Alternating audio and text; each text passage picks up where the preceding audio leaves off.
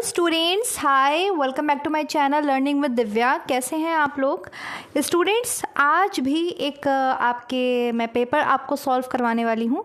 ये जो पेपर है स्टूडेंट, ये BHU के हैं, ठीक है। बनारस हिंदू जो विश्वविद्यालय है, यूनिवर्सिटी है, उसके PY मतलब आपके प्रीवियस ईयर पेपर हैं होम साइंस के। हमने अभी इससे पहले 2015 वाला पेपर सॉल्व किया था। आज मैं आपको 2016 का पेपर सॉल्व करवाऊंगी, ठीक है। और भी है मेरे पास, देखते हैं जो जो मुझसे होते जाएंगे वो मैं आपको सॉल्व करवाती जाऊंगी। आज हम 2016 का पेपर सॉल्व करेंगे और ये BHU के आपके प्रीवियस ईयर पेपर है, होम साइंस के एंट्रांस पेपर हैं।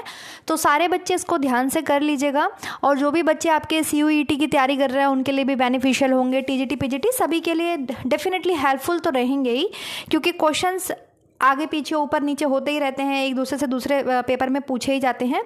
फिलहाल ये आपके MA MSc होम साइंस के लिए जो भी एंट्रांस होता है वहाँ पर ये क्वेश्चंस पूछे गए 2016 में BHU में, ठीक है। चलिए स्टार्ट कर लेते हैं स्टूडेंट। 100 क्वेश्चन करेंगे लगभग हम इसके, और अभी 50 क्वेश्चंस बच जाते हैं, वो मैं आपको नेक्स्ट वीडियो में करा दूंगी। 150 का है ये पूरा पेपर। 150 मैंने आपको 2015 वाला कंप्लीट करा दिया है, आप उसको देख सकते हैं। जिन्होंने भी वो वीडियो नहीं देखा है, अभी लेटेस्ट वीडियो कराया है मैंने, वो आपको मिल जाएगा प्लेलिस्ट में, ओके। चलिए स्टार्ट कर लेते हैं 2016 का पेपर। आप लोग सबसे पहले तो लाइव चैट में कनेक्ट कर लीजिए, ज्वाइन कर लीजिए और लाइक सब्सक्राइब शेयर कर दीजिए। चलिए स्टार्ट करते हैं। हाँ जी, तो पहला क्वेश्चन है स्टूडेंट्स आप सभी के सामने, the continuous education includes. I hope आप सभी को विजिबल होगा, दिखाई दे रहा होगा, ठीक है। चलिए बताइए, द कंटिन्यूअस एजुकेशन इंक्लूड्स क्या होता है? Formal education, non formal education, formal and non formal education या इनफॉर्मल एजुकेशन? इसको एक बार हिंदी में भी देख लेते हैं। ये रहा, जो शिक्षा निरंतर शिक्षा सम्मिलित करती है, ठीक है। कौन सी शिक्षा कहलाएगी वो? आंसर करेंगे सारे बच्चे। एक सेकेंड, मैं अपना पेन का कलर चेंज कर लूँ। हाँ जी, औपचारिक शिक्षा, अऔपचारिक शिक्षा, औपचारिक, अऔपचारिक शिक्षा, अनौपचारिक शिक्षा। अनौपचारिक शिक्षा इसका आंसर होना चाहिए, ठीक है। अच्छा हाँ, दूसरी चीज़, हमारे पास अभी इसकी ऑफिशियल आंसर की नहीं है, बट मैं पूरी कोशिश कर रही हूँ कि मुझे ऑफिशियल आंसर की भी मिल जाए, ताकि हम मैच कर सकें कि क्या आंसर वहाँ पर माना गया था, ठीक है। तो अगर कोई भी क्वेश्चन जो हमने कराया है 2015 में, 16 में, आगे 17 18 के काफ़ी पेपर हैं, वो भी करेंगे। तो अगर किसी भी क्वेश्चन में हमारे कराए हुए आंसर के अकॉर्डिंग आंसर नहीं होगा, ऑफिशियल आंसर की में कुछ दूसरा आंसर होगा, तो मैं आपको डेफिनेटली बता दूंगी, ठीक है। मैं आपको डेफिनेटली वो बता दूंगी कि भाई यहाँ पर ये आंसर माना गया है। चलिए फिलहाल ये जो पेपर है ये हमने सॉल्व किया है, मतलब मैंने और मेरी टीम ने सॉल्व किया है, तो मैं आपको यहाँ पर करा देती हूँ, ओके। ये ऑफिशियल आंसर की के अकॉर्डिंग नहीं है। नॉन फॉर्मल एजुकेशन इज क्या है? It is flexible, it is life, it is non authoritarian, all of the above. बताइए, ये लचीली होती है, ये जीवन है, ये गैर प्रभावी है? क्या आंसर हो जाएगा? यहाँ पर हो जाएगा उपरोक्त सभी। ये रेड से आई थिंक कुछ ऑरेंज जैसा हो गया है कलर, एक सेकेंड देना, ब्लैक हो जाएगा, ठीक है। अब ठीक है, ठीक है, उपरोक्त सभी। चलिए आगे बढ़ते हैं क्वेश्चन नंबर 3 की तरफ। The tools in the time management. बताइए, समय व्यवस्थापन का यंत्र है, क्या है? Time philosophy, environment, rest period, machine. ये क्वेश्चन कई बार रिपीट हुआ है इन एग्जाम्स में और हर बारी पूछा गया है, इंपॉर्टेंट है। टाइम मैनेजमेंट आपको पता ही है, होम मैनेजमेंट का ये भाग है, समय व्यवस्थापन। इसके आपके टूल्स हैं, ठीक है। रेस्ट पीरियड है आपके, और कौन सा है? वर्क कर्व है आपके। यहाँ पर फिलहाल आपके रेस्ट पीरियड आंसर हो जाएगा, ठीक है। क्या आंसर हो जाएगा? रेस्ट पीरियड, समय दर्शन नहीं, रेस्ट पीरियड। क्या है आपके? टूल है टाइम मैनेजमेंट का। चलिए आगे देखते हैं। The non human resource is. Answer करेंगे सारे बच्चे तेजी के साथ। द नॉन ह्यूमन रिसोर्स, अमानवीय संसाधन कौन सा है? कुशलता है, दिन है, ज्ञान है, सामुदायिक सुविधाएं हैं। नॉन ह्यूमन रिसोर्स कौन से होते हैं आपके? ऑप्शन नंबर 4, सामुदायिक सुविधाएं जितनी भी होती हैं वो नॉन ह्यूमन रिसोर्स में, अमानवीय साधन में आती हैं, जबकि कुशलता है, ज्ञान है, ये जो है आपके किस में आ जाएगा? मानव संसाधन में आ जाएगा। आई होप दिन भी आ जाएगा, दिन का उपयोग या समय का उपयोग तो मानव ही करता है। सामुदायिक सुविधाएं फिलहाल ये आपके नॉन ह्यूमन रिसोर्स में आएंगी, ठीक है। नेक्स्ट देखते हैं question number 5। A type of fatigue is. बताइए, थकान का एक प्रकार है, क्या? Work fatigue, running fatigue, physiological fatigue या वर्क कर्व? कार्य थकान, दौड़ थकान, शारीरिक थकान या कार्य के वक्र? क्या आंसर हो जाएगा? अ टाइप ऑफ फटीग, तो आपको पता है शारीरिक थकान जो है फिजियोलॉजिक होती है और साइकोलॉजिक होती है, ये आपके थकान के प्रकार हैं। Next question, Mundell classes of changes, बताइए मुंडेल के परिवर्तन के वर्ग क्या है इसमें से? कार्य है, स्थिति कार्य है, संकुचित अवस्था है, या हाथ और शरीर की गतियों में परिवर्तन है? इनमें से एक मुंडेल की क्लासेस ऑफ चेंज में आता है। वर्ग, सिचुएशनल वर्ग, contracting state, changes in hand and body motions, बताइए। तो हाथ और शरीर की गतियों में परिवर्तन, ये मुंडेल का पहला परिवर्तन के वर्ग में दिया जाने वाला क्लास है, ठीक है, जहाँ पर है आपके हाथ और शरीर की या देह की गतियों में परिवर्तन। नेक्स्ट देखते हैं, which one is the type of income, बताइए इनकम का टाइप है लिखित आय, संचित आय, आसंचित आय, वास्तविक आय। आप जो इनकम पढ़ते हैं, फैमिली इनकम पढ़ते हैं, उसमें आप कौन सी इनकम पढ़ते हैं? रिटर्न, स्टोर्ड, अनस्टोर्ड या रियल इनकम? यहाँ हो जाएगा आपके रियल इनकम, आप वास्तविक आय पढ़ते हैं, ठीक है। नेक्स्ट देखते हैं students, question number 8, which legislation is compensatory for consumer protection, बताइए कौन सा अधिनियम उपभोक्ता क्षतिपूर्ति हेतु उपयुक्त है? कोपरा, पीएफए, आईएसआई या एगमार्क? कंज्यूमर प्रोटेक्शन एक्ट होता है जिसे आप कोपरा बोलते हैं, 1986 में आया था, ठीक। क्वेश्चन नंबर 9 का आंसर करेंगे सारे बच्चे तेजी के साथ। The suitable colour for small room is, I hope आपको विजिबल है स्क्रीन पे, सब दिखाई दे रहा है। छोटे छोटे कमरों के लिए बताइए, छोटे कमरे के लिए उपयुक्त रंग बताइए, कौन से? Dark colour, light colour, hot colour या कूल कलर? यहाँ पर जो सही आंसर लगता है वो मुझे लगता है लाइट कलर्स का यूज़ करना चाहिए, हल्के रंग का प्रयोग करना चाहिए छोटे कमरों के लिए, ठीक है। नेक्स्ट देखते हैं students, different shades of any colour is, answer बताइए। एक रंग के विभिन्न शेड्स आप यूज करते हैं पूरक रंग योजना में, त्रिभुज रंग योजना में, समीवर्ती रंग योजना में या एक रंगीय योजना में? डिफरेंट शेड्स आप एक ही कलर के यूज कर रहे हैं, that is monochromatic colour scheme, एक रंगीय योजना। क्वेश्चन नंबर 11 का आंसर करेंगे आप सभी बच्चे। द कंज्यूमर प्रोटेक्शन एक्ट किस वर्ष आया, बताइए। कोपरा आपके कब आया? 85, 86, 75 या 65? 1985, 1986, 1975, 1965? आंसर करिए। 1986 में आया था, बहुत इंपॉर्टेंट है। और 15 मार्च को आप विश्व उपभोक्ता दिवस मनाते हैं। ये क्वेश्चन रिपीटेड होते रहते हैं कंटिन्यूसली। नेक्स्ट क्वेश्चन देखते हैं, क्वेश्चन नंबर 12, बताइए। The ratio between window area and floor area should be, खिड़की व तल क्षेत्र में अनुपात होना चाहिए कितना? 2:5, 1:5, 1:4, 3:4? 1:4 होना चाहिए, ठीक है। नेक्स्ट देखिए, विच soil provides strong foundation for the high rise building? High rise building जो ऊंची ऊंची इमारतें होती हैं उनके लिए कौन सी मिट्टी उपयुक्त होती है? Sandy soil, Rocky soil, clay soil या स्टफ्ड सॉइल? आंसर करिए। ये हमारे अकॉर्डिंग है, आप लोग अपने अकॉर्डिंग में एक बार देख लेना। अगर आपको लगता है कि इस क्वेश्चन में ये आंसर होना चाहिए तो डेफिनेटली हमें बताइए, कमेंट में आप मुझे बता सकते हैं। मैं उसको डेफिनेटली देखूंगी और उसको नेक्स्ट वीडियो में सही करने की कोशिश करूंगी। और मैं पूरी कोशिश करूंगी कि मुझे ऑफिशियल आंसर कीज भी मिल जाए ताकि मैं आपको ऑफिशियल आंसर भी आपके साथ डिस्कस कर सकूँ। लेकिन अगर किसी भी क्वेश्चन में आपको डाउट लगता है कि नहीं यहाँ पर ये आंसर होना चाहिए तो आप मुझे ज़रूर बताइएगा कमेंट सेक्शन में। मेरे अकॉर्डिंग इसमें दोमट मिट्टी आंसर होना चाहिए, क्ले सॉइल, ओके। नेक्स्ट देखिए, the suitable colour of reading table is, पढ़ने की मेज के लिए कौन सा उपयुक्त कलर होता है? हल्के रंग की मेज होनी चाहिए, गाढ़े रंग की मेज होनी चाहिए, चटक रंग की मेज होनी चाहिए या कोई भी रंग? तो एजुकेशन के लिए और पढ़ाई वगैरह के लिए हमेशा हल्के कलर, लाइट कलर्स का यूज़ करना चाहिए। तो यहाँ पर लाइट कलर आंसर सही होना चाहिए, ठीक है। पढ़ने वाली मेज का रंग भी लाइट होना चाहिए तो बेटर रहेगा, मतलब ऐसा लगता है कि यहाँ पे लाइट कलर आंसर बिल्कुल ठीक होना चाहिए। नेक्स्ट देखिए, कुछ क्वेश्चन तो बिल्कुल फैक्चुअल होते हैं, जैसे सीधे सीधे पूछ लिया जाता है कि भाई क्लासेस ऑफ चेंजेस किसने दिए, या परिवर्तन, हाँ भाई परिवर्तन के वर्ग की बात किसने करी, कौन सा पहला परिवर्तन है। तो ये सब बहुत फैक्चुअल क्वेश्चन है। कुछ क्वेश्चन ऐसे होते हैं जो कि आपसे अलग डेप्थ में पूछे जाते हैं, उनके आंसर हो सकता है मे बी कुछ आपको चेंजेस लगे। चलिए बताइए, 3 डायमेंशनल कलर सिस्टम, जो 3 डायमेंशंस हैं आपके कलर की, ह्यू है, वैल्यू है, इंटेंसिटी जिसे आप क्रोमा भी बोलते हैं, वो किसके द्वारा दी गई है? टाइसन, मुंसेल, मिनरल या जिप्सम? किसके द्वारा दी गई है? वो किसने दी है आपके 3 डायमेंशनल कलर सिस्टम? मुंसेल ने, ठीक है। नेक्स्ट देखते हैं, sculptures are specially concern with, जो मूर्ति कला होते हैं, मूर्तिकार होते हैं या मूर्ति कला का संबंध विशेषता किसके साथ होता है? बनावट से होता है, आकार से होता है, रंग से होता है या अनुरूपता से होता है? आंसर करिए।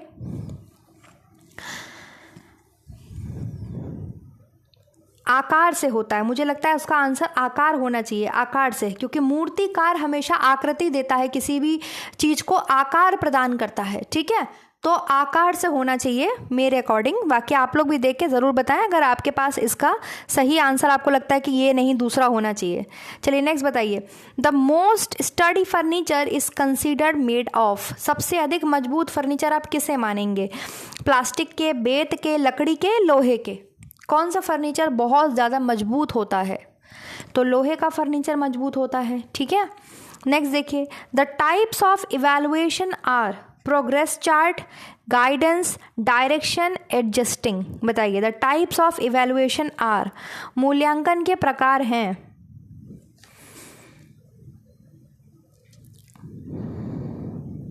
क्या हो जाना चाहिए? एडजस्टिंग, ठीक है, समायोजन। नेक्स्ट देखिए, the gas use for cooking is, cooking में कौन सी गैस यूज होती है? CNG, LPG, CTG, PNG? कौन सी गैस यूज होती है कुकिंग में? आपके LPG, लिक्विफाइड पेट्रोलियम गैस, ठीक। नेक्स्ट देखिए, factual and normative is a type of, क्या होते हैं? तथ्यात्मक और आदर्शात्मक एक प्रकार है किसका? लक्ष्य के प्रकार है, मूल्य के प्रकार हैं, प्रमाणिक मतलब स्टैंडर्ड्स के प्रकार हैं, या स्टेटस आपके स्तर के प्रकार हैं? कहाँ पढ़ते हैं आप तथ्यात्मक और आदर्शात्मक? मूल्य के प्रकार हैं। किसके प्रकार है? मूल्य, वैल्यूज के प्रकार हैं, ठीक है। क्वेश्चन नंबर 21 करेंगे स्टूडेंट्स हम। A specialist for child who help in the study of child's behaviour and feelings, कौन होते हैं वो स्पेशलिस्ट? चाइल्ड आपके साइकोलॉजिस्ट होते हैं, पीडियाट्रिक्स होते हैं, आपके एंथ्रोपोलॉजिस्ट होते हैं, या चाइल्ड सोशियोलॉजिस्ट होते हैं? कौन होते हैं? हिंदी में भी देख लीजिए, कौन एक विशेषज्ञ बच्चों के व्यवहार और विचार के अध्ययन में सहायक होता है? वो आपके बाल मनोवैज्ञानिक होता है, चाइल्ड साइकोलॉजिस्ट होता है, ठीक है, ओके। क्वेश्चन नंबर 22 का आंसर देखते हैं। The variation in the patterns of physical and intellectual growth में बी ड्यू टू, शारीरिक और मानसिक विकास प्रणाली में किसके कारण अंतर होता है? बताइए, स्वास्थ्य के कारण आपके अंतर होता है, भावनात्मक जलवायु के कारण, या सांस्कृतिक वातावरण के कारण, या उपरोक्त सभी? आंसर करेंगे 22 का सब बच्चे। आपके हर व्यक्ति अलग है, इंडिविजुअल डिफरेंसेस हैं, किसी की फिजिक कैसी है, किसी की फिजिक कैसी है, कोई कैसी मेंटालिटी रखता है, कोई कैसी मेंटालिटी रखता है, तो ये किससे प्रभावित होती हैं? ऑल ऑफ दी अबव, ठीक है, उपरोक्त सभी। आपके हेल्थ, आपका कैसा इमोशनल क्लाइमेट है, आपका इन्वायरमेंट कैसा है, आपका एटमॉस्फेयर कैसा है, सब कुछ। क्वेश्चन नंबर 23 का आंसर करेंगे। Period of embryo lost from, period of embryo बताना है आपको, ध्यान से यहाँ देख लीजिएगा कौन सा पीरियड आपसे पूछा जा रहा है। पीरियड ऑफ एम्ब्रियो, तो we know that zygotic period is 0 to 2 weeks, embryonic period is 2 to 8 weeks and the fetal stage is 8 week to birth. तो यहाँ क्या हो जाएगा? 2 to 8 weeks तो है नहीं, 3 to 8 weeks करेक्ट आंसर हो जाएगा, ठीक है। जब 2 to 8 weeks नहीं है तो हम उसके अप्रॉक्सीमेट, उसके आसपास का मतलब देखते हैं, तो 3 to 8 weeks यहाँ पर आंसर हो जाएगा, क्योंकि गर्भाधान से 2 सप्ताह 0 to 2 week आपके जाइगोटिक पीरियड होता है, पहले माह के आखिरी आधा, last half of first month, ऐसा कुछ नहीं है, एंड 10 to 22 weeks का कुछ भी नहीं है, ठीक है। 2 to 8 weeks है, तो यहाँ पर 3 to 8 weeks आंसर हो जाएगा। नेक्स्ट देखिए, changes which occur mainly as a result of experience are said to be product of, बदलाव जो व्यवहार के, बदलाव जो अनुभव के आधार पर आता है, बताइए उसे क्या बोलेंगे आप? जो अनुभव के आधार पर आता है, आपने आज कुछ किया और आपको एक एक्सपीरियंस मिला, आपने क्या किया? आपने लर्निंग की, आपने मैचुरेशन की, आपने गाइडेंस की, आपने क्या किया? लर्निंग होती है, सीखना। लर्निंग जो है वो आपके एक्सपीरियंस, आपको हमेशा लर्निंग से आता है। मुझे फुटबॉल खेलना नहीं आता था, मैंने फुटबॉल खेलना स्टार्ट किया तो मैंने लर्निंग की, और जब मैंने लर्निंग की तो मैंने क्या गेन किया? मुझे एक्सपीरियंस मिले। मैं कभी फेल हुई, कभी पास हुई, जस्ट फॉर मतलब एक एग्जाम्पल की हम बात कर रहे हैं। तो लर्निंग जो होती है वो व्यवहार में परिवर्तन लाने के लिए और अनुभव प्रदान करने के लिए होती है, ठीक है। अनुभव के आधार पर आती है, बदलाव लाती है हमारे व्यवहार में। 25 का आंसर करेंगे, संबंध के द्वारा मापते हैं। The attachment is measured by mother child relationship, strange situation test, child's reaction या नन ऑफ दीज। क्या नापते हैं आप? अटैचमेंट किस में होता है? तो माता बच्चे के संबंध को जो है आप अटैचमेंट को नापते हैं। The attachment is measured by mother child relationship. ठीक है, नेक्स्ट देखिए, man's special mental abilities can be distinguished at the age of. मानव की विशेष बुद्धिमत्ता पहचानी जाती है। यहाँ पर अलग अलग आंसर हो सकते हैं, मैं बिल्कुल मानती हूँ, लेकिन मुझे लगता है 5 साल आंसर होना चाहिए। हम लोग वो ऐड भी देखते हैं कि 99% तक जो है 5 साल की उम्र में बच्चों का ब्रेन का डेवलपमेंट रहता है। और इसका एक मेरे पास और कॉज है 5 साल आंसर करने का, कि भाई जो मानव की विशेष मस्तिष्क बुद्धिमत्ता है वो एलईडी को लेकर, जो लैंग्वेज एक्विजिशन डिवाइस है जिसकी बात नॉम चॉम्स्की करते हैं, तो वो भी यही बोलते हैं कि ये जो एलईडी है ये 5 साल तक के बच्चों में बहुत स्ट्रांग होती है और 5 साल के बाद ये धीरे धीरे क्या होने लगती है, डिग्रेड होने लगती है। मतलब वो ये कहते हैं कि बच्चा लैंग्वेज को एक्वायर कर सकता है 5 साल तक बहुत तेज़ी से। हम उसे कोई भी लैंग्वेज सिखाएंगे, हम उसे अगर फ्रेंच भी बोलना सिखाएंगे तो वो बहुत जल्दी सीख लेगा। लेकिन 5 साल के बाद ये जो एक डिवाइस है, जो एक उनकी हाइपोथेसिस है कि हमारे दिमाग में एक डिवाइस होती है एलईडी, ये लूज होने लगती है। तो इस अकॉर्डिंग में मुझे आंसर 5 लगा। बाकी ऑफिशियल में मैं एक बार चेक कर लूँगी अगर मेरे पास ऑफिशियल आंसर की आ गई कि वहाँ क्या आंसर माना गया है। ठीक है, चलिए नेक्स्ट देखिए, thematic apperception test involve, apperception test involves जो आपके है ये क्या है बताइए। थीमेटिक, ये टैट है जो आपके मरियन मुरे करके आपके हैं, उन्होंने दिया था टैट। ये यूपी टीईटी में वगैरह में बहुत पूछा जाता है टेस्ट जो है पर्सनालिटी के लिए। ठीक है, इसमें आपके 31 कार्ड्स दिखाए जाते हैं। तो इसमें क्या होता है, इसमें सारांश रंग का यूज़ करते हैं, बिंदियों का यूज़ करते हैं, सर्कल्स का यूज़ करते हैं, या एक्चुअल स्क्यूज का यूज़ करते हैं, निश्चित वास्तविक स्थल का यूज़ करते हैं। देखिए मैंने बहुत पढ़ा, मुझे कहीं भी मिला नहीं, मुझे टैट में बस यही मिला कि इसमें 31 कार्ड का यूज़ करते हैं और वो 31 कार्ड जो है वो लोगों को दिखाए जाते हैं। ठीक है, अलग अलग करके, और एक पर्सनैलिटी का टेस्ट होता है ये। तो मुझे कहीं भी डॉट सर्कल ये सब मिला नहीं। अगर आपको पता हो तो ज़रूर मुझे बताइएगा कि मैम इसमें ये आंसर होना चाहिए। फिलहाल मुझे तो इसमें आंसर ऑप्शन नंबर 4 लगता है कि हम भाई उनको उनकी मतलब कुछ भी कार्ड्स में ऐसी कुछ चीज़ें दिखाते हैं उनकी पर्सनैलिटी को पहचानने के लिए, जहाँ तक इसमें कार्ड्स का यूज़ किया जाता है।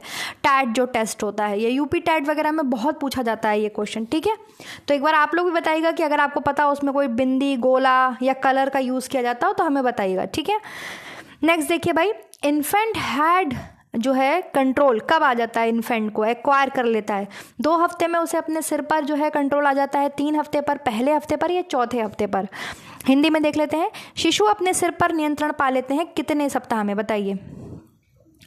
तो 4 सप्ताह में जो है बच्चा अपने हेड पर कंट्रोल पा लेता है। 4 वीक्स मतलब लगभग 1 महीने का बच्चा, 1-1.5 महीना लग जाता है बच्चे को अपने सिर पर नियंत्रण पाने में। ठीक है, नेक्स्ट देखिए, the fullness is garment can be done by the use of, कैसे आती है, परिधानों में प्रयोग करके प्राप्त किया जा सकता है।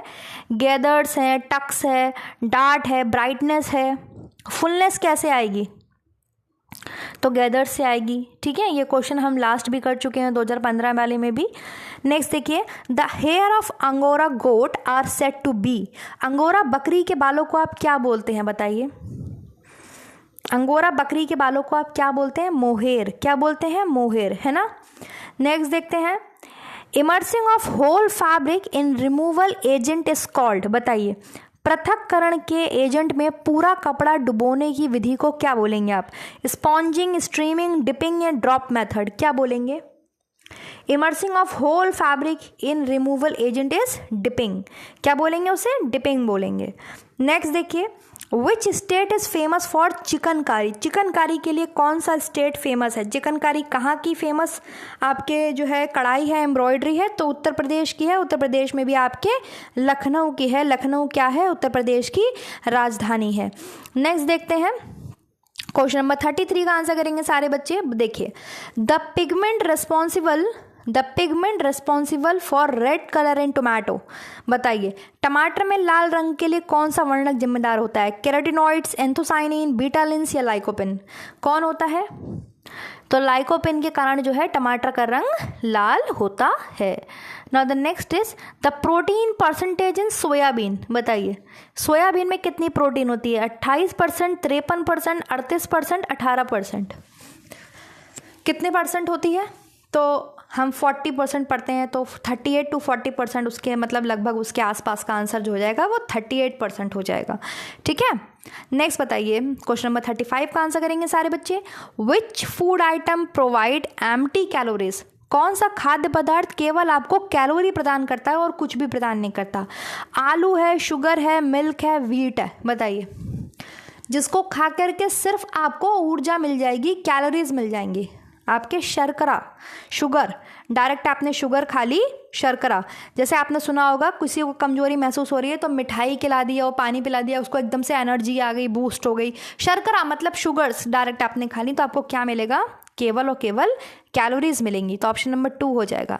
नेक्स्ट बताइए, FPO is given to? FPO किस पे दिया जाता है? FPO प्रमाणीकरण देता है किसको? फ्रूट्स को, वेजिटेबल्स को, फ्रूट्स एंड वेजिटेबल्स को, या ऑल एग्रीकल्चर प्रोडक्ट्स को? आंसर करिए।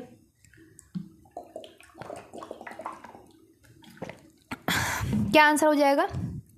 फलों और सब्जियों पर जो है आपके FPO, फ्रूट प्रोडक्ट ऑर्डर जो है वो दिया जाता है, फल उत्पाद आदेश। ठीक, नेक्स्ट देखते हैं 37।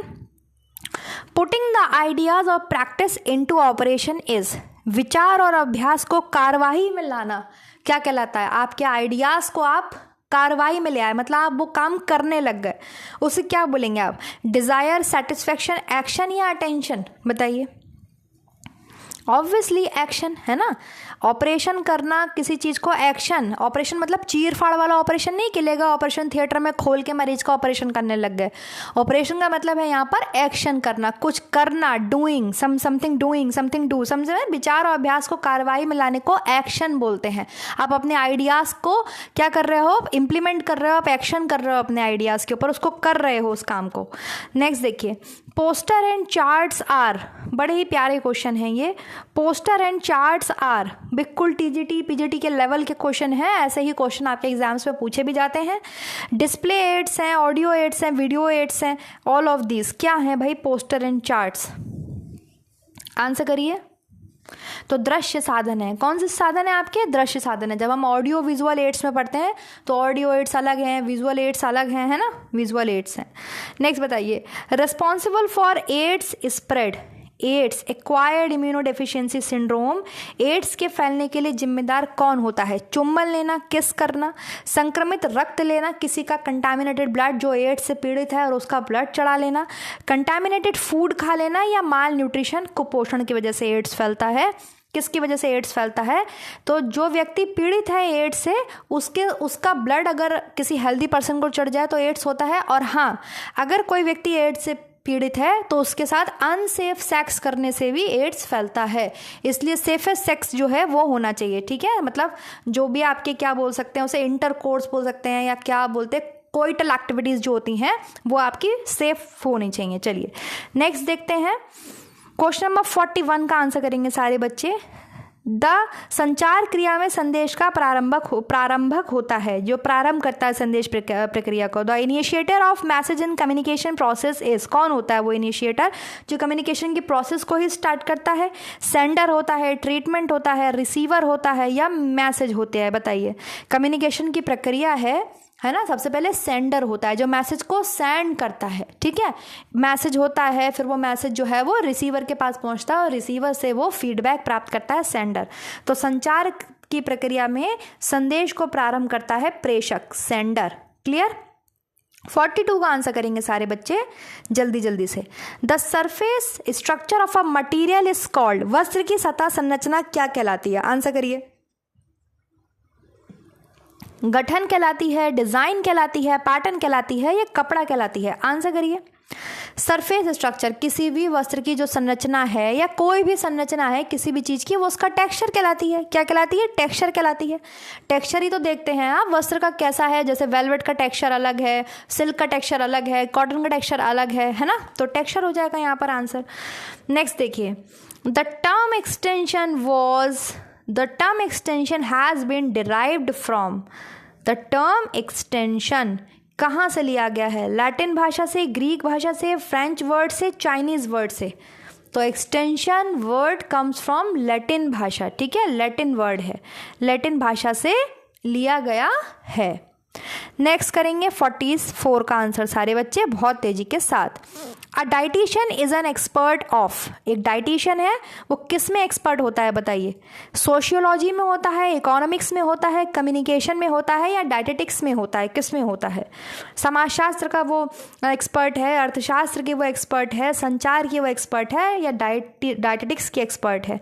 तो जो डाइटिशियन होता है वो is an expert of dietetics, ठीक है। और बड़े बड़े हॉस्पिटल्स में आप जो है डाइटिशियंस बन सकते हैं अगर आपने एमएससी करी है फूड से, पीएचडी करी है और वहाँ पे अच्छे से उनका जो भी इंटरव्यू है वो पास किया है तो बहुत अच्छी अपॉर्चुनिटीज़ होती हैं ये। The colour can be mixed for orange colour, orange colour को मिलाने से कौन सा कलर बनता है भैया? आंसर करिए। येलो रेड बनेगा, नारंगी रंग मिलाया है आपने, ऑरेंज कलर, ठीक है। येलो ब्लू बनेगा, रेड ब्लू बनेगा, ब्लू ग्रीन बनेगा, येलो रेड बनेगा। इसको हिंदी में देख लेते हैं क्योंकि यहाँ पे थोड़ा मिसप्रिंट है। ये देखिए नारंगी रंग बनेगा, कैसे बनेगा? आंसर करिए इस क्वेश्चन का सारे बच्चे। पीला और लाल मिलाएंगे तभी तो नारंगी बनेगा, पीला और लाल मिलाने से आपके नारंगी कलर बनेगा। नेक्स्ट बताइए question number 46, important vitamin for carbohydrate metabolism क्या होता है? कार्बोज उपापचय हेतु प्रमुख विटामिन है कौन सा? Thiamine, retinol, citric acid, biotin. Important vitamin है फॉर कार्बोहाइड्रेट्स मेटाबॉलिज्म तो आपके थायमीन होता है, थायमीन, विटामिन B1, ठीक है। थायमीन जो है वो बहुत इंपॉर्टेंट होता है आपके कार्बोहाइड्रेट्स के चयापचय के लिए, मेटाबॉलिज्म के लिए, ठीक। Now the next question is question number 47 का आंसर करेंगे सारे बच्चे। हरी पत्तेदार सब्जियों में कौन सा एंटीऑक्सीडेंट होता है बताइए? Lutein, lignin, isoleucine, none of this. Answer करिए। What antioxidant is present in green leafy vegetables? It's lutein, ठीक है। क्या आंसर करेंगे आप? ल्यूटिन। चलिए नेक्स्ट देखिए 48 का। The pH of fresh milk is, दूध का पीएच कैसा होता है बताइए? 6.5 to 6.7 at 25 degree Celsius, 4.5 to 5.5 at 25 degree Celsius, 4 to 5 at 50 degree Celsius, 7.0 at 25 degree Celsius. PH मान बताइए, पोटेंशियल ऑफ हाइड्रोजन, पीएच बताइए दूध का आपके होता है 1, 6.5 to 6.7, ठीक है। दूध हल्का सा बहुत मतलब मीठा तो होता ही है लेकिन उसका जो पीएच होता है वो 7 तो नहीं हो सकता, उदासीन तो नहीं हो सकता, कड़वा तो दूध होता ही नहीं, हल्की सी खटास मिठास दोनों ही चीज़ें होती हैं। जो पीएच है दूध का वो यही है, 6.5 to 6.7। चलिए नेक्स्ट देखते हैं 49। मांस का लाल रंग होता है किसके कारण बताइए? Red colour of meat, globulin के कारण, एल्बुमिन के कारण, वेलिन के कारण, या मायोग्लोबिन के कारण? जल्दी से आंसर करिए। मांस का रेड कलर किसके कारण होता है? मीट का रेड कलर मायोग्लोबिन के कारण। किसके कारण होता है? मायोग्लोबिन के कारण। नेक्स्ट बताएंगे क्वेश्चन नंबर 50 का आंसर करेंगे सब। Idli and dhokla are good examples of, idli and dhokla किसके थ्रू बनाए जाते हैं? Direct steaming, indirect steaming, pressure cooking, none of this. Answer करिए।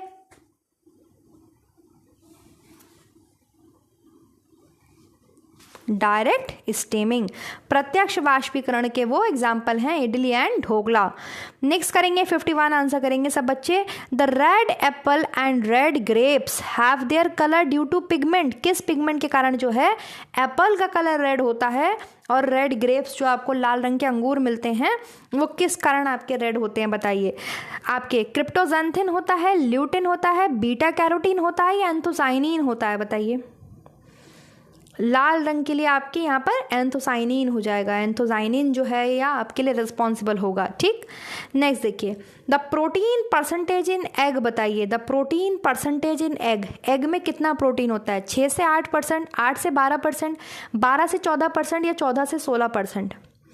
तो लगभग हम कितना करते हैं? एग में कितना परसेंट प्रोटीन होता है? लगभग 13% प्रोटीन होता है ना। तो कहाँ आ गए हम? कौन से ऑप्शन को लगाएंगे?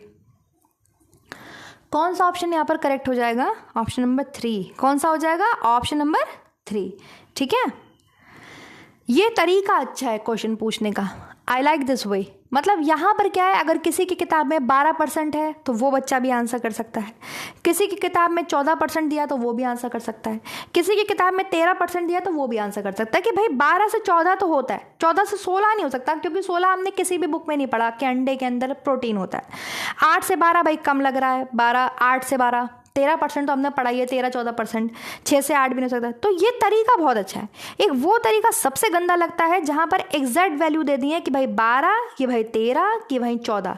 क्यों? क्योंकि ये गंदी क्यों है, ये गलत क्यों है? अब अलग अलग राइटर्स हैं और सब ने अलग अलग लिखी हुई हैं, किसी ने एक तो वैल्यू लिख के नहीं दी, किसी ने 13 लिखा है, किसी ने हो सकता है 12 से 14 लिखा है, किसी ने हो सकता है 14 लिखा है। वहाँ बच्चा जो जिस बुक को पढ़ता है वो उसके अकॉर्डिंग आंसर करता है, उसका आंसर गलत हो जाता है। तो ये तरीका बहुत अच्छा है क्वेश्चन पूछने का। ऐसे ही क्वेश्चन मुझे लगता है पूछने चाहिए कि अप्रॉक्सीमेट वैल्यू दे दे बच्चे को कि हाँ भाई वो लगभग आंसर अपना लगा सके। A non nutritive sweetener is, बताइए कौन से होते हैं? एक अपोषण शर्करा है, ठीक है, ammonium saccharin, calcium saccharin, sodium saccharin, all of these. बताइए ये सब आपके जो है अपोषण है। सैकरीन जो होता है इज नॉट अ गुड, ठीक है, ये गुड सोर्स नहीं है आपके लिए, गंदा सोर्स है सैकरीन, जो शर्करा की जगह पे यूज़ कर लेते हैं लोग। तो इनमें से सभी आपके क्या है, नॉन न्यूट्रिटिव स्वीटनर्स हैं, ठीक है। नेक्स्ट देखते हैं 54 का आंसर करेंगे। The richest source of vitamin के, बताइए alpha alpha, cherry, blue green, algae या एग? आंसर करिए। 54 नंबर पे आ गए हैं, 54 पे आ गए हैं हम। The richest source of vitamin के, आई होप आप लोगों को अच्छे से दिखाई दे रहा होगा, इट्स अल्फा अल्फा, ठीक है, क्या हो जाएगा? Alpha alpha. नेक्स्ट बताइए question number 55, my favourite question. The BMR during fever is increased by, बुखार के समय जो है BMR कितना बढ़ता है? 3%, 5%, 7%, 9%? बताइए कितना बढ़ता है बुखार के दौरान? 3 जो है आपके सही हो जाएगा 7%, 7%, थर्ड ऑप्शन ठीक होगा 7%। और ये भी बात कर रहे हैं हम फ़ारेनहाइट में, फ़ारेनहाइट में आपके 7% बढ़ता है, सेल्सियस में 13% बढ़ता है। नेक्स्ट देखिए, daily iron requirement for a pregnant women, बता दीजिए क्या है? एक गर्भवती महिला को लौह तत्व की कितनी आवश्यकता होती है? आंसर करिए। देखिए ये पुराना आइडिया होगा, ऑब्वियसली 2016 का है, तो आप 2020 के अकॉर्डिंग आंसर करेंगे कि गर्भवती महिला के लिए जो है आपके आयरन की रिक्वायरमेंट 27 हो गई है, 27 मिलीग्राम पर डे। कितनी हो गई है? 27 मिलीग्राम पर डे। तो ये आप लोग ध्यान रखिएगा, ये भाई पुराना आइडिया है, यहाँ आप 2020 के अकॉर्डिंग करेंगे, ठीक है। नेक्स्ट देखते हैं, the international food standard is, बताइए अंतर्राष्ट्रीय खाद्य मानक कौन सा है इसमें से? एगमार्क है, कोडेक्स एलिमेंट्री एक्ट है, या आपके PFA है, या FPO है? कौन सा आपके अंतर्राष्ट्रीय जो है मानक है? बी हो जाएगा आपके कोडेक्स, ठीक है। नेक्स्ट देखिए 58, food preserving tomato sauce we use, tomato sauce को प्रिजर्व करने के लिए हम उसमें क्या डालते हैं? 58 का आंसर करिए जल्दी से। Potassium metabisulphite, sodium benzoate, both of these, none of these? टमाटर सॉस को परिरक्षित करने हेतु हम सोडियम बेंजोइड का यूज़ करते हैं, सोडियम बेंजोइड। नेक्स्ट बताइए 59 का आंसर करेंगे। Low birth weight babies weight less than, कम भार वाले पैदा बच्चों का भार कितने ग्राम से कम होता है? 2500 ग्राम, 3500 ग्राम, 1500 ग्राम, 2000 ग्राम? बताइए 59 का आंसर करेंगे तेजी से।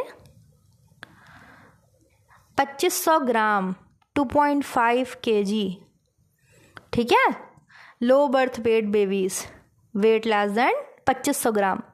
World food day is celebrated on, बताइए विश्व खाद्य दिवस मनाया जाता है नवंबर 15, नवंबर 16, अक्टूबर 15, अक्टूबर 16? कब मनाया जाता है विश्व खाद्य दिवस? 16 अक्टूबर को, ठीक है, अक्टूबर 16। 61 का आंसर करिए। Under hypertension condition a patient should avoid, उच्च रक्तचाप से प्रभावित रोगी को दूर रहना चाहिए किससे? अचार से, हरी पत्तेदार सब्जियों से, पापड़ से, ऑल ऑफ दीज? आंसर करिए। उच्च रक्तचाप से जो प्रभावित है व्यक्ति, हाइपरटेंशन है जिसे, उसे किससे दूर रहना चाहिए? यहाँ पर आंसर होगा आपके ऑल ऑफ दीज, इनमें से सभी। पिकल्स, पापड़, जीएलबी, सभी से उसे दूर रहना चाहिए।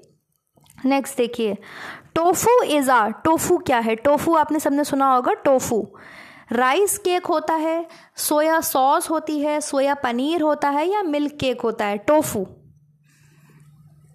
टोफू सोया से बना हुआ पनीर होता है, ठीक है। सोया पनीर को टोफू बोला जाता है। Okay, now the next is question number 63। बताइए, SNP special nutrition program was initiated in the year, किस ईयर में इनिशिएट किया गया? 1957 to 58, 75 to 76, 70 to 71। आंसर करिए 63 का, या इनमें से कोई भी नहीं?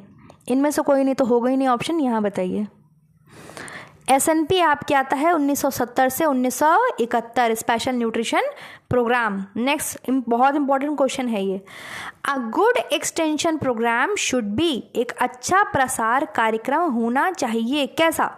रिजिड, ब्यूटीफुल, इम्पोज्ड या फ्लेक्सिबल? आंसर करिए। A good extension programme should be flexible, लचीला होना चाहिए, रिजिड नहीं होना चाहिए। सुंदर से कोई मतलब नहीं है, थोपा गया नहीं होना चाहिए, लचीला होना चाहिए। क्वेश्चन नंबर 65 का आंसर करेंगे, the basic operational unit for a rural development in India is, Bharat में ग्रामीण विकास की मूल इकाई क्या है? गांव है, जिला है, तहसील है, ब्लॉक है? बताइए, साफ पूछ रहे हैं ग्रामीण विकास की मूल इकाई क्या है, और फिर भी इतने ऑप्शन दे रहे हैं। भाई गाँव के विकास की बात कर रहे हैं हम, रूरल डेवलपमेंट की बात कर रहे हैं, तो ऑब्वियसली गाँव ही होगा ना, द बेसिक यूनिट। भाई गांव का विकास करेंगे तभी तो ग्रामीण विकास की बात हम करेंगे, रूरल डेवलपमेंट की बात करेंगे। क्यों? क्योंकि भारत की आज भी 65 से 70% जनसंख्या गाँव में निवास करती है। ये तो हम 6ठी क्लास से 5वीं क्लास से पढ़ते आ रहे हैं। तो rural development is related to villages, गाँव, ठीक है। क्वेश्चन नंबर 66 का आंसर करेंगे आप लोग, कुछ मनोवैज्ञानिक उद्देश्य से जुड़े सकारात्मक और नकारात्मक असर को क्या कहेंगे? द डिग्री ऑफ पॉजिटिव और negative effect associated with same psychological object is called, क्या होता है? एटीट्यूड्स, बिहेवियर, स्किल, नॉलेज, भाव अवस्था, व्यवहार, कुशलता, ज्ञान। 66 का आंसर करिए सारे बच्चे। सकारात्मक और नकारात्मक आपके एटीट्यूड होते हैं, कहते हैं ना कितना पॉजिटिव एटीट्यूड है, कितना नेगेटिव एटीट्यूड है उसका। तो द डिग्री ऑफ पॉजिटिव और negative effect associated with some psychological object is called attitude, ठीक है, समझ गए। नेक्स्ट क्वेश्चन की तरफ चलते हैं, 67 की तरफ। Panchayati raj was started in the year, panchayati Raj system कब प्रारंभ हुआ? 52, 53, 54, 59? बताइए। 19 सबके पहले लगा हुआ है।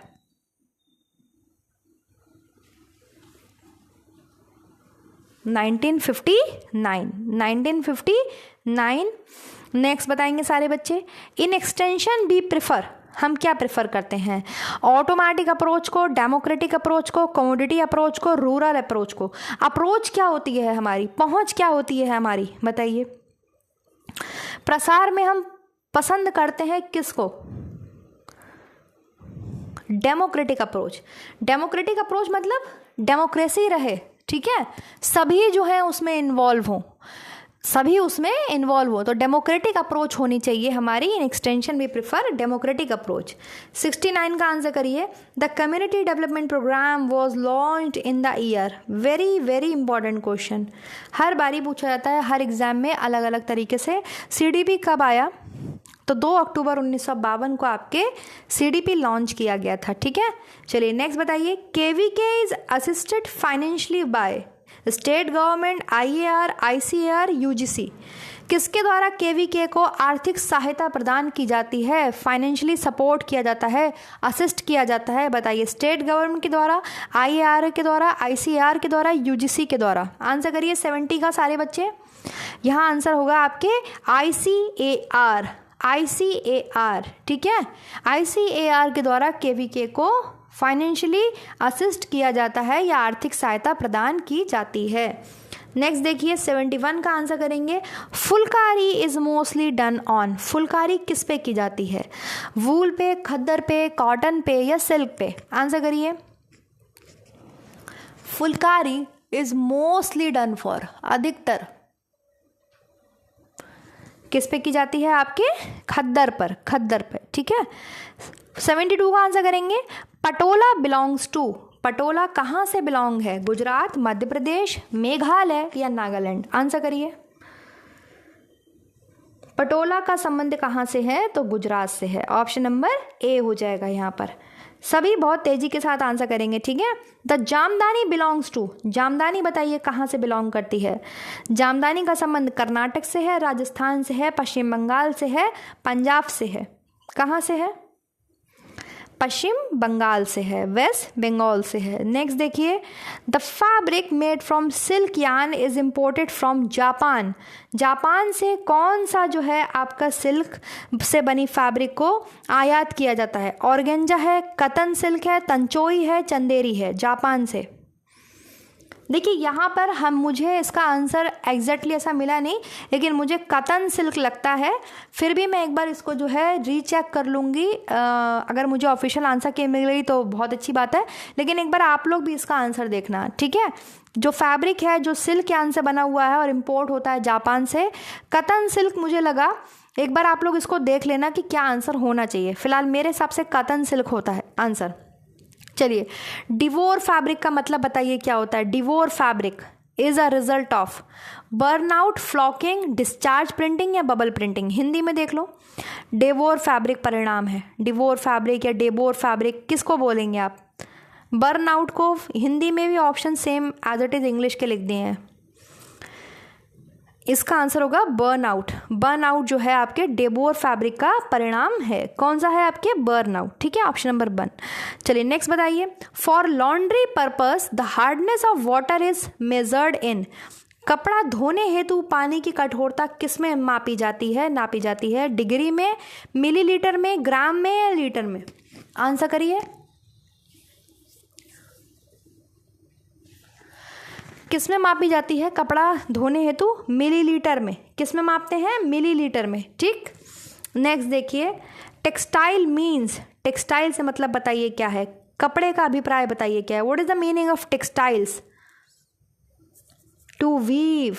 क्या हो जाता है? टू वीव, ठीक है। ऑप्शन नंबर 2 क्या हो जाएगा? To weave. नेक्स्ट बताइए, क्वेश्चन नंबर 78। एस्बेस्टॉस इज क्या है? मोस्ट इंपॉर्टेंट क्वेश्चन, हर बारी एग्जाम में पूछा जाता है, टीजीटी, पीजीटी, हर एग्जाम में। एस्बेस्टॉस क्या है? Natural fibre, mineral fibre, manmade fibre, vegetable fibre? Mineral fibre है। कौन सा फाइबर है आपके? मिनरल फाइबर है, खनिज फाइबर है, ठीक। देखो यहाँ 3rd में मानव निर्मित रेशा लिख देने, मानव निर्मित 3rd ये 2nd खनिज तत्व, खनिज तत्व मिनरल फाइबर, ऑप्शन नंबर 2, ठीक है। नेक्स्ट देखते हैं 79। एसीटेट इज बताइए क्या है? Sorry, acetate is taffeta, hosiery, organdy, netted? क्या हो जाएगा answer? Acetate is taffeta, taffeta होगा यहाँ पर आंसर, ठीक है। 80 का आंसर करेंगे सारे बच्चे। The colour of wild silk is, जंगली रेशम का कलर बताइए क्या होता है? वाइल्ड सिल्क का टैन, ब्राउन, क्रीम, वाइट या ब्राउन? बताइए। ब्राउन को यहाँ पे बादामी लिख दिया है। क्या होता है? The colour of wild silk is tan brown, ठीक है, टैन ब्राउन। समझ में आ गया? The next is raw silk is term given to. कच्चा रेशम किससे संबंधित है? बताइए। कच्चा रेशम आप किसे बोलेंगे? स्पन सिल्क को, आर्टिफिशियल सिल्क को, सेरिसन सिल्क को, वाइल्ड सिल्क को? स्पन सिल्क को रॉ सिल्क बोलते हैं, आप प्राकृतिक सिल्क को बोलते हैं, सेरिसन सिल्क को बोलते हैं, जंगली सिल्क को बोलते हैं? बताइए, आंसर करेंगे सारे बच्चे। सेरिसन सिल्क को जो है रॉ सिल्क बोला जाता है, ठीक है। कच्चा रेशम का किसे बोलेंगे हम? सेरिसन सिल्क को, ऑप्शन नंबर 3। नेक्स्ट देखते हैं स्टूडेंट्स। जंगली सिल्क तो आपके स्वनिर्मित रेशम होता है ना, जो खुद ही उत्पादित हो जाता है, कल्टीवेट नहीं किया जाता है। नेक्स्ट देखिए, एजोडाइज आर डन फॉर। एजोडाइज का उपयोग किस पे किया जाता है? कॉटन, जूट पे, सेल्यूलोजिक एंड सिल्क पे, कॉटन पे या सिंथेटिक पे? देखिए एजोडाइज मैंने इसको एनसीईआरटी की बुक से पढ़ा है, इस पर लिखा है साफ, azo dyes is done for cellulosic fibre. Cellulosic fibre से अगर हम चलते हैं तो कॉटन एंड जूट की तरफ चलते हैं, तो हमें ध्यान रखना चाहिए कि जूट से किसी भी प्रकार का वस्त्र नहीं बनाया जाता है। मतलब मैंने किस तरीके से इसको, हाँ, और मेरी टीम ने किस तरीके से इसको आंसर करने की कोशिश की है। सेलुलोजिक यहाँ पर है तो सिल्क में एजोडाइज नहीं की जाती है, सिल्क पे तो आपके एसिड डाई की जाती है, ठीक है, या बेसिक डाई भी कर सकते हैं, या एसिड डाई सूटेबल होती है प्रोटीन फाइबर्स के लिए। तो इस हिसाब से जो एजोडाइज का जो मुझे सही आंसर लगता है वो कॉटन लगता है, क्योंकि कॉटन में तो एजोडाइज की ही जाती है। तो एजोडाइज आर डन फॉर कॉटन, ठीक है। सेलुलोजिक में हम कॉटन और जूट की तरफ जा सकते थे, लेकिन जूट से कोई भी वस्त्र का निर्माण नहीं होता है, तो भाई उस पर डाइंग करने की ज़रूरत क्या, एजोडाइज क्यों की जाएगी उसके ऊपर, जब जूट से वस्त्र ही नहीं बनता है तो, ठीक।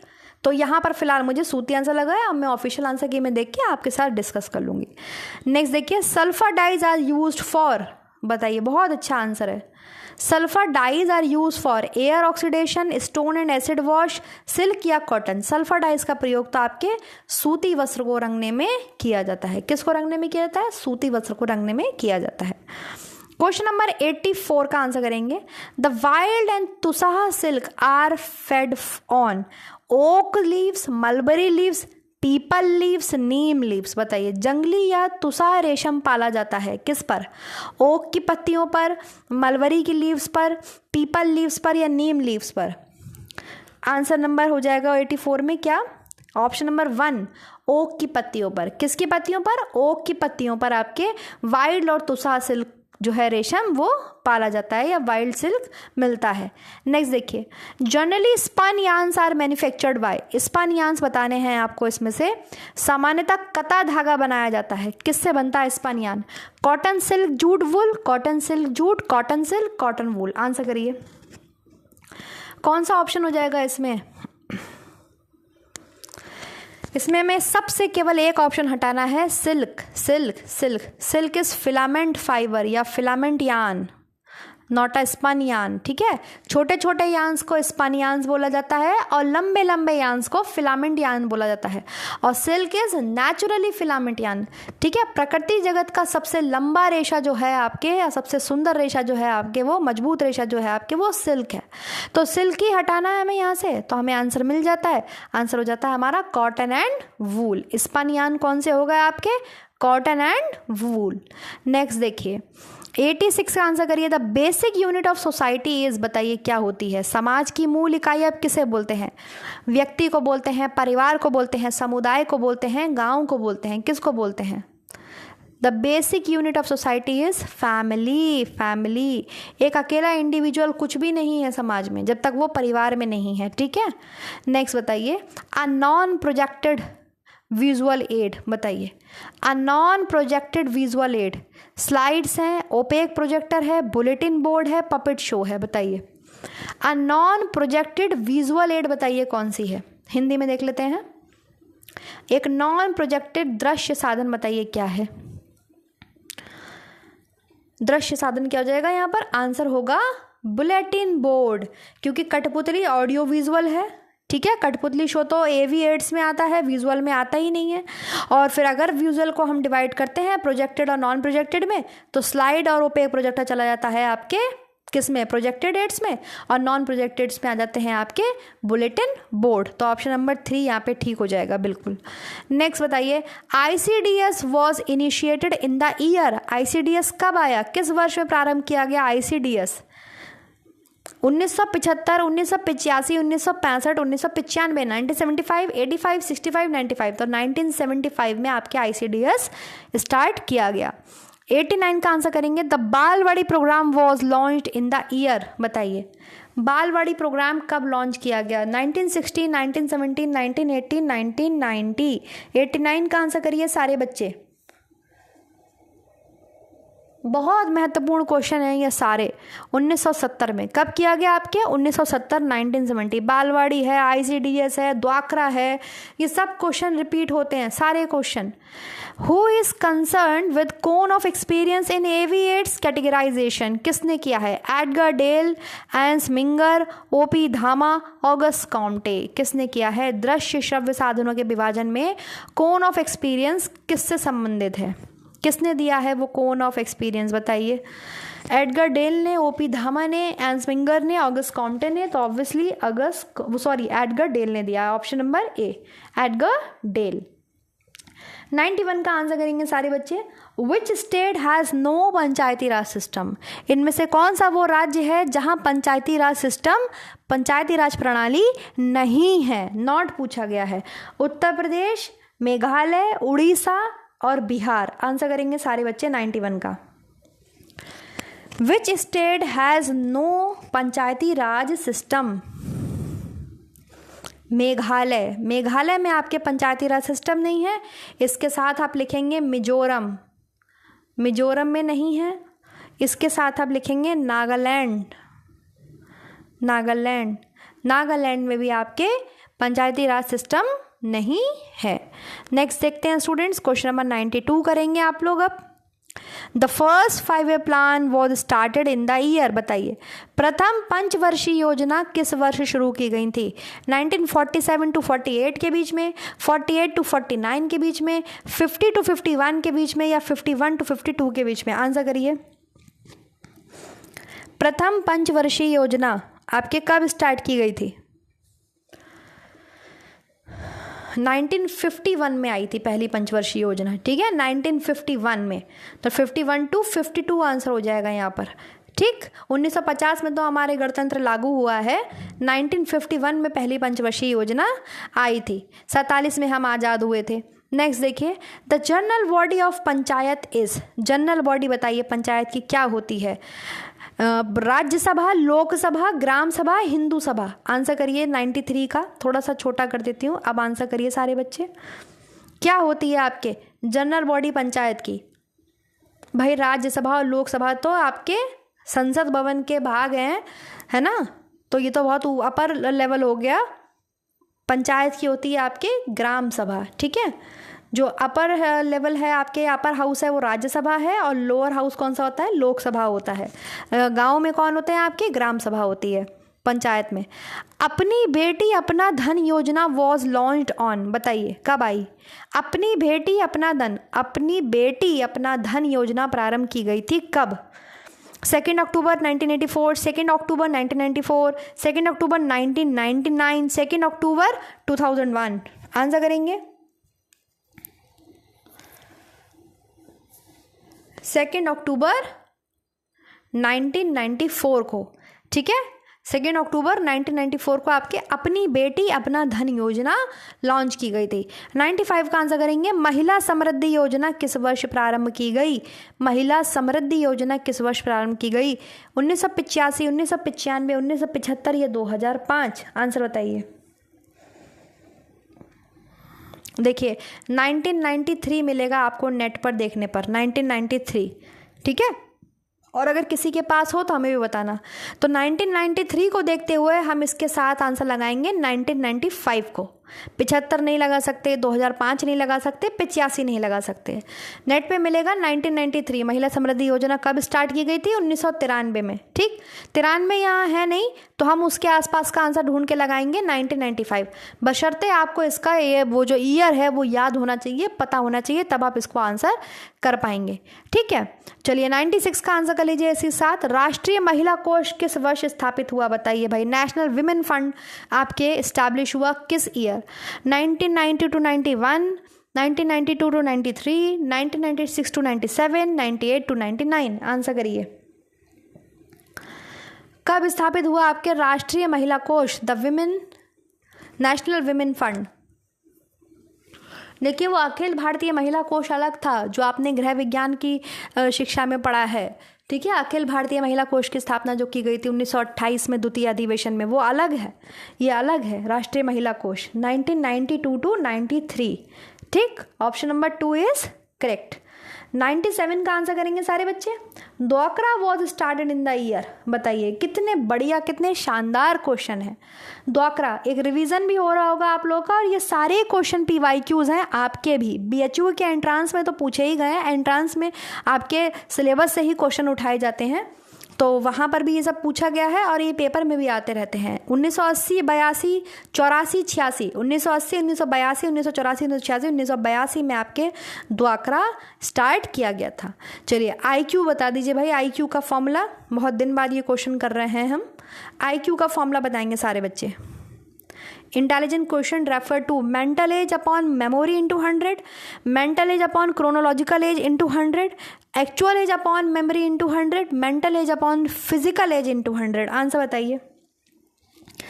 IQ refer to MA upon CA, MA upon CA into 100। तो mental age, chronological age into 100, वास्तविक आयु, क्रोनोलॉजिकल एज और मानसिक आयु, मेंटल एज इंटू कर देते हैं 100 से निकल के आ जाता है IQ लेवल, बुद्धि लब्धि। नेक्स्ट बताइए, the mid day meal scheme was implemented from, कब की गई मिड डे मील स्कीम को इम्प्लीमेंट कब किया गया? अगस्त 15, 1995, अगस्त 15, 2005, अगस्त 15, 1985 या अगस्त 15, 1975? मध्य दिवस भोजन योजना कब आरंभ की गई थी बताइए। लीजिए पूरा आंसर आपको दिख रहा होगा हिंदी इंग्लिश दोनों में। आज की वीडियो का सेकंड लास्ट क्वेश्चन है, इसके बाद 100 नंबर वाला क्वेश्चन करके रेस्ट हो जाएगा, इस वीडियो को रैप अप कर दूंगी। बाकी बचे हुए 50 क्वेश्चंस को नेक्स्ट वीडियो में 50 क्वेश्चंस करके ही करा दूंगी। चलिए, और जिन भी क्वेश्चंस में आपको डाउट हो आप फटाफट से उसको कमेंट सेक्शन में डाल देंगे कि मैम हमें ये आंसर लगता है, ठीक है। आप क्या हो जाएगा आंसर, अगस्त 15, 1995 में, 95 बोलेंगे ना, 1995, 91, 92, 93, 94, 95, 96, 97, 98, 99, 100, हाँ 95 बोलेंगे।